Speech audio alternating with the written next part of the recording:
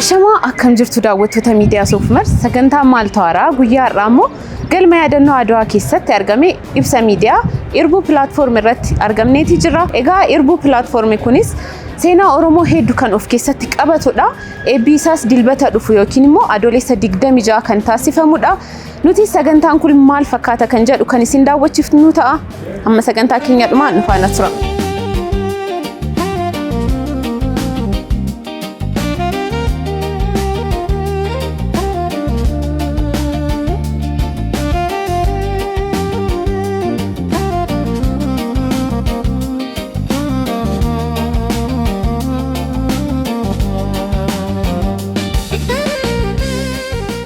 Ibsa miidiyaa keessatti qabxiiwwan ijoo kaasuuf jennu qabna. Inni dursaa Irbuu pilaatfoorm kaayyoo maalii qaba?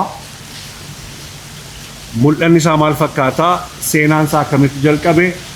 Faayidaa akkamii kennuudhaaf akeekkate kan jedhu irratti jorgoon nu jalqaba. Sana booddee itti fufna. Irbuu qabannee achi as dhaanneerraa irratti Irbuun karaa pilaatfoormii garaagaraa weebsaayitii irraa akkasumas app stoorii fi play stoorii irratti argachuu dandeessu. Waan achirra jirullee ammuma seentaniyyuu ilaaluu dandeessu. Amma sa'aatii kanatti namni seenee Irbuurraa seenaawwan 250 ol argachuun hin danda'ama. Haa ta'uyyuu malee karoorri keenya inni guddaan kaayyoon keenya inni guddaan waggoota tokko yookaan waggoota lama dhufan keessatti laabraarii godambaa seenaaf aadaa Oromoo isa guddaa ta'e hundeessuudha.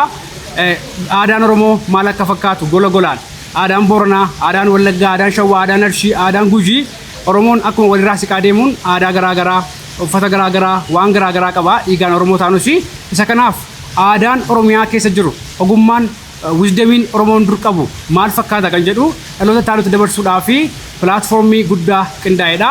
Barreeffamaan, sagaleedhaan akkasumas viidiyoodhaan suuraawwan garaagaraas kan agarsiisuu danda'udha. Pilaatfoormii baay'ee guddaadha.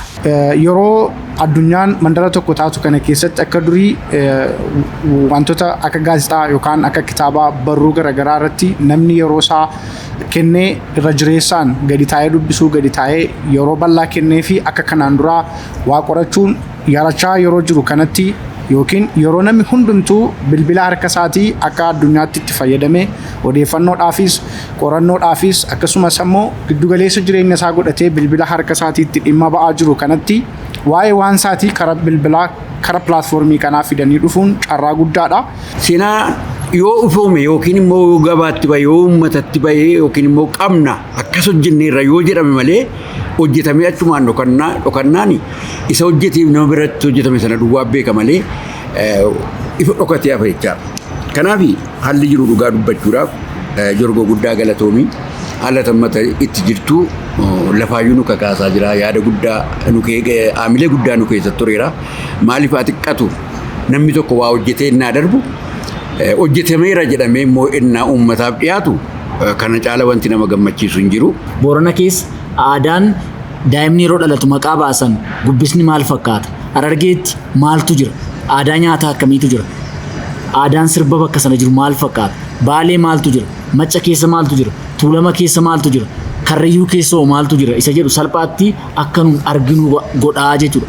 Salphumatti addunyaa bakka tokko addunyaa mandara tokko godhee teekinooloojiin aappiin kun ammoo qe'ee Oromoo guutuu harka keenyarraa akka nu hubachuu dandeenyu godhaa jechuudha.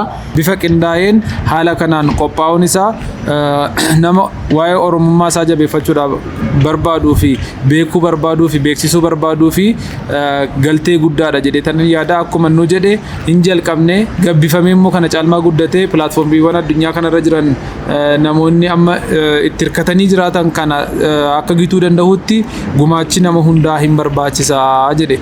Kana yeroo jedhu garuu waa malee miti kan inni jedhe hin hafaadhaaf malee seenaawwan 250 irra ol kaa'uun waan salphaa ta'eeti miti. Otuu namoonni baay'een gaggaafatamaniiti seenaa meeqa namatti himuudhaa danda'u, bakka hawwata turizimii meeqa namaa himuudhaa danda'u kan jedhu gaaffii keessa nama gata. Irbuu pilaatfoormiin kun dubbisuu qofa osoo hin taane sagaleedhaan illee dhaggeeffachuudhaaf haala salphaa waan ta'eef mooraa ammayyeesseera jedheetanii yaada. Kanaaf kun wanta gaariidha.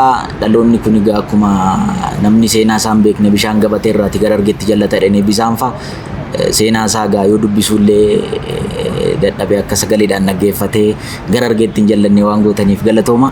Yeroo pilaatfoormii kana hojjettanitti rakkoon guddaan isin mudatee ture isin rakkisee ture maal ture? Okay, alfaadho. Rakkoo baay'ee ture keessumaa daataa wajjin wal qabata madda argachuu irratti Oromiyaa keessa iddoo hundumaa deettee waan kana barbaaduu dandeessu. Yoo immoo gama tokko dhiistee gama tokko immoo achirra keessee ammas rakkoo biraas mudata. Isa kanaaf bilbilaanis yeroo daataa barbaadaa turretti informationii madda argachuun maqaa nama tokko nageessaa, goota tokko maqaa dhageessaa, nama jabaa tokko maqaa dhageessaa, seenaa sana eessaa akka fuutu, eessaa akka fidee asirra keessu hin abdaa. Waan baay'ee irra gashuuf aadaa kaalcharii waan baay'ee beekta. Daataa waan sanaa qindaa'aa argattee seenessuudhaaf argachuun daataa wajjin wal qabatee rakkoo guddaa ture. Ammas rakkoon kun hin furamne garuu amma dandeenyu hojjennee furaa irraa warra maqaa qabaannee ammayyuu seenaan isaanii pilaatfoormii kana irra hin galle jira. Isaanis fooyyessinee gashuudhaaf yaalaa jirra. Okay. Pilaatfoormiin kun karaa kamiin tajaajilamtootaaf dhiyaateera yookiin immoo bu'aan inni argatu karaa kamiin karaa advertaayizimantiidhaan moo karaa kamiin argata? Dhaabbati pilaatfoormiin kun madda galii ta'ee kan inni yaadu tokkoffaa seenaa hojjennee dhalootaafidha. Biizines moodelii miti waan ta'eef amanatti galii guddaan barbaadnu. Haa ta'uyyuu malee namni yeroo waan kana firiin jira lama sadii tola dhaggeeffachuu danda'a. Erga sana dhaggeeffate jaallate booda qarshii 200 waggaa guutuu yookaan 300 waggaa guutuu isa kana koreen mari'achaa jirra.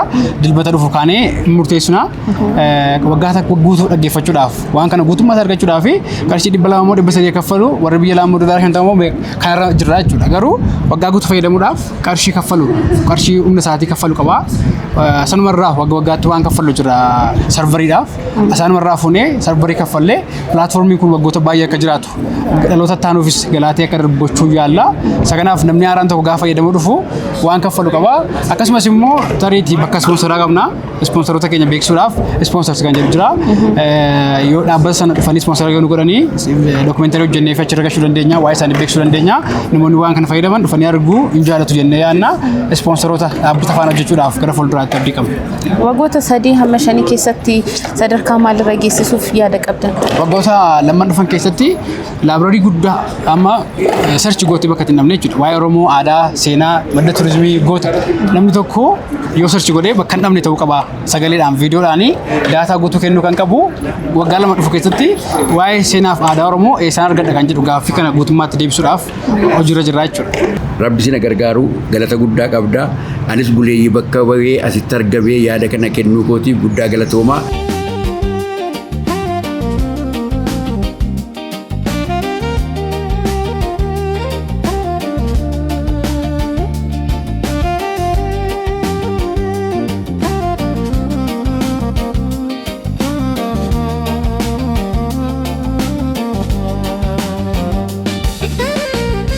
Egaa daawwattoota keenya ibsa miidiyaa Irbuu pilaatfoorm galma yaadannoo Adwaa keessatti argamne turtiin taasifnee kan hangaammaa daawwattan fakkaata.